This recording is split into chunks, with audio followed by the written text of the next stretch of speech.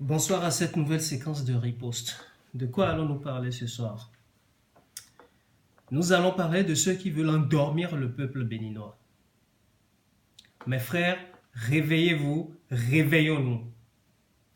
Cet après-midi, à l'hôtel Azalaï, le professeur Tevou Adjire a fait une sortie. Nous le pensions à la retraite, maintenant le renard est sorti de sa tanière. Pour nous dire quoi? Il est sorti de sa tanière pour nous dire qu'il allait orienter le vote du peuple béninois. Mais l'orienter vers quoi? Honnêtement, on n'a jamais été déçu avec le professeur Tevou Adjire. Que nous a-t-il appris ce soir? Il nous a appris, après avoir examiné le projet de l'ensemble des candidats à la présidentielle, que le projet le meilleur qui sortait du lot était le projet de Pascal Irené Koupaki. Qui est Pascal Irené Koupaki? Éminent banquier, il vient de passer 7 ans dans le gouvernement du président Yahi Boni. Dans ce gouvernement-là, la nouvelle conscience qu'il nous propose, il n'a pas su l'imposer au président qu'il a servi cette année durant. Il n'a pas eu les tripes pour pouvoir affirmer ce qu'il pensait. Le professeur Tevou Adjire qui souhaite nous imposer cette vision-là aujourd'hui, dit que pour sortir le Bénin de l'ornière, son rêve serait de voir ce projet s'unir avec le projet de Abdoulaye Biotchane. Monsieur par ailleurs que je respecte beaucoup. Mais voyez ceci, Abdoulaye Biotchane est un excellent banquier, ancien cadre du Fonds monétaire international. Pascal Irené Koupaki est un ancien fonctionnaire de la BCEAO. Yahi Boni que nous avons en place aujourd'hui est l'ancien responsable de la Banque Ouest Africaine de Développement. Alors voilà trois profils de banquiers.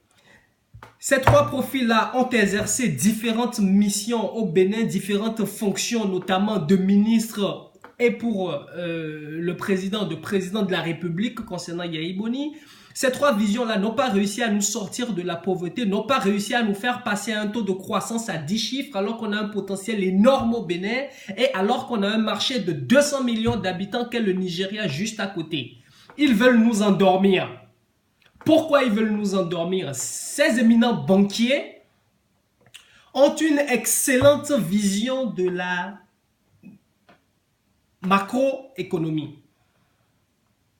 Mais ce dont nous avons besoin à l'heure actuelle au Bénin, c'est de quelqu'un qui a une excellente vision en microéconomie.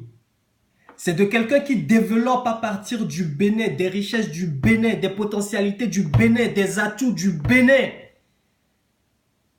avec la matière grise du Bénin et non pas dans une vision globale. Voilà. L'économie, elle est mondialisée, certes.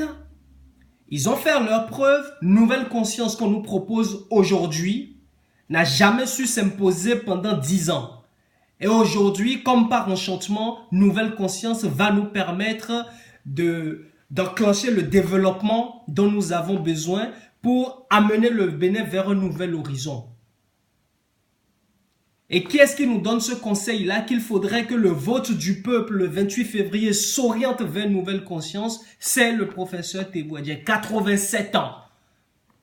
Alors là, pour le coup, je ne sais pas si à 87 ans, les neurones sont encore suffisamment bien en place pour nous parler de nouvelle conscience, alors que cette conscience-là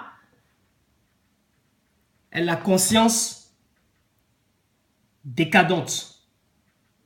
Ils veulent nous endormir. Réveillons-nous. Ils veulent nous endormir.